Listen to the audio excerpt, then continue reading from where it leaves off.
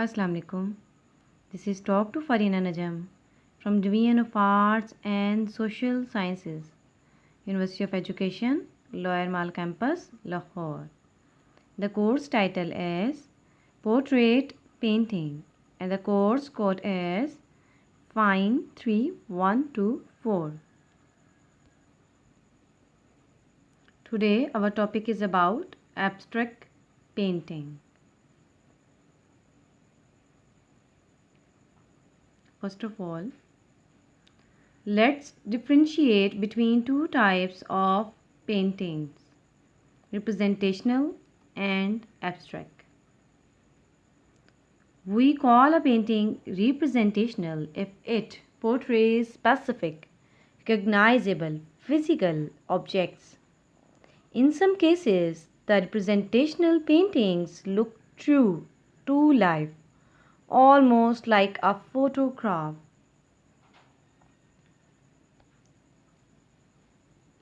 For example, consider the following painting by Rembrandt.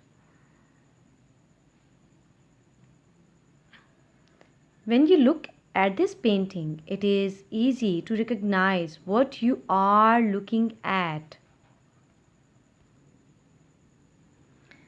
There are 8 men wearing funny looking clothing, and on a table in front of the man lies a dead man whose arm is being dissected. It is easy to identify all the objects in the painting as well as the overall meaning of the painting.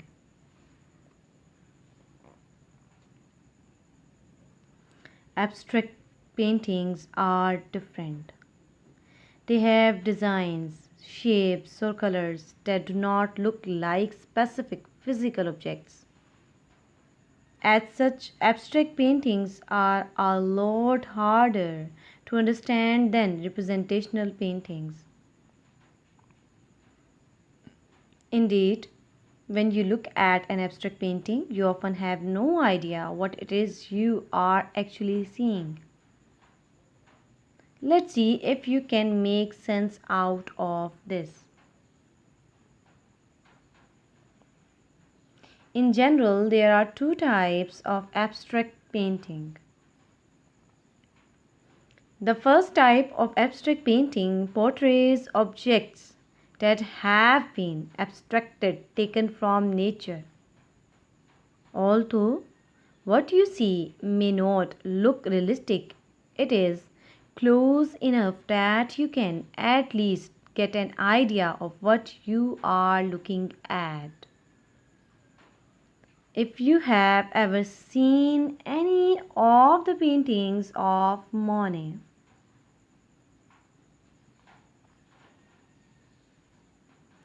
you will know what I mean. In 1899, Monet began to paint a series of paintings called water lilies. These paintings depict the garden and at his house in Gavarnie, Normandy in France.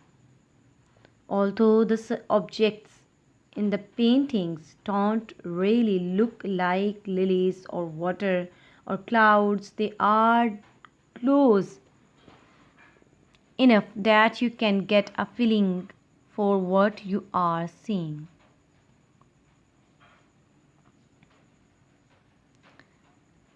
A second type of abstract painting, sometimes referred to as pure abstract art, is even more obtuse. Such paintings do not reflect any form of conventional reality.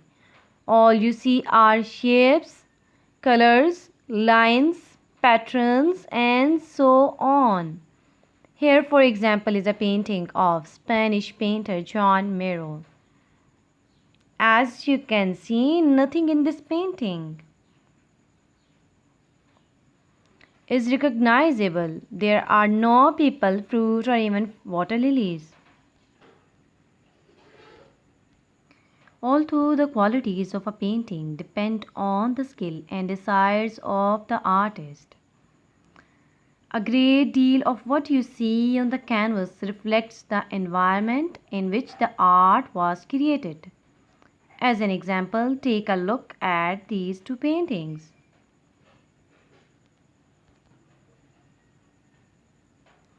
Princess Diana by Andy Warhol,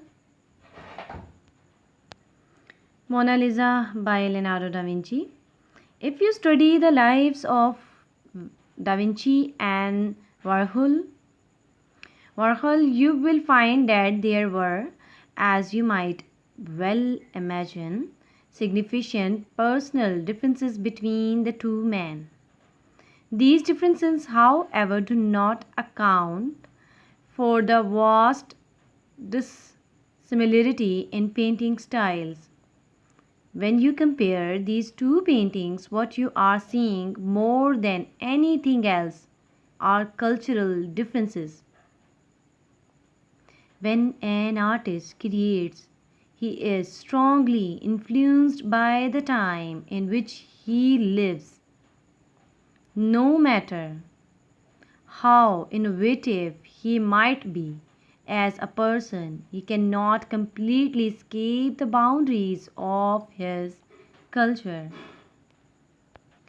There is also abstract expressionism. This kind of abstract art started in 1946. Expressionism abstract paintings include dripping, dropping, spattering, and even throwing paint onto a canvas. Expressionism abstract got its name because it is seen as combining emotional intensity and self-expression. Jackson Pollock. He was an American painter and a major figure in the abstract expressionist movement. He was widely noticed for his technique of splashing liquid household paint onto a horizontal surface, enabling him to view and paint his canvases from all angles. You can see his work. Another example.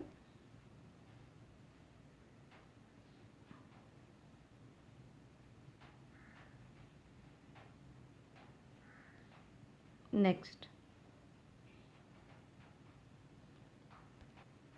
Willem De Kooning was a Dutch-American abstract expressionist artist.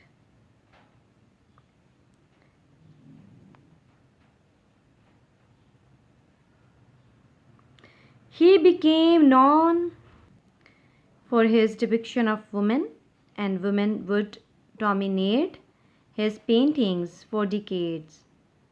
Later in life, De Kooning explored landscapes and even sculpture.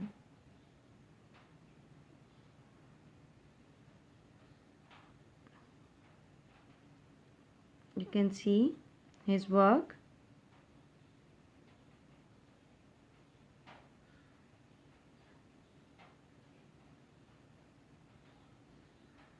You can see a woman in this painting.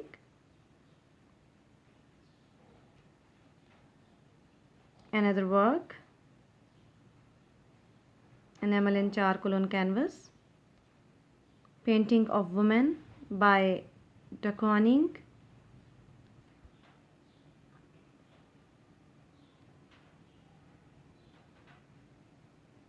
Another work.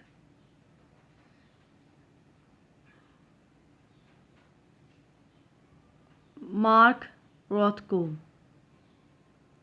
was a leader of the abstract expressionist, a loose-knit group of painters who by mid-century had made New York the center of the art world. Unlike Jackson and Willem De Kooning, who wielded the brush with great energy. Rothko painted soft edged rectangles of color, at once veiled and radiant.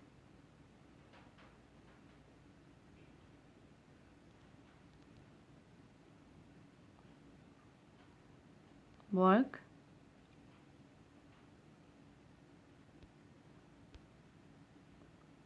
Joan Miro. Abstract expressionist artist. Work.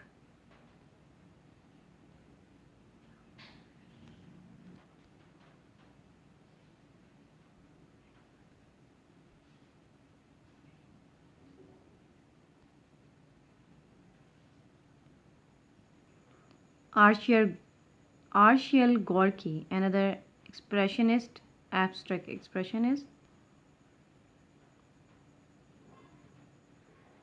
Work.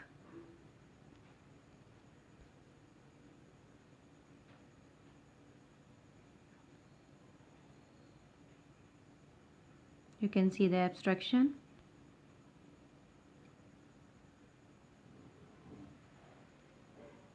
Thanks.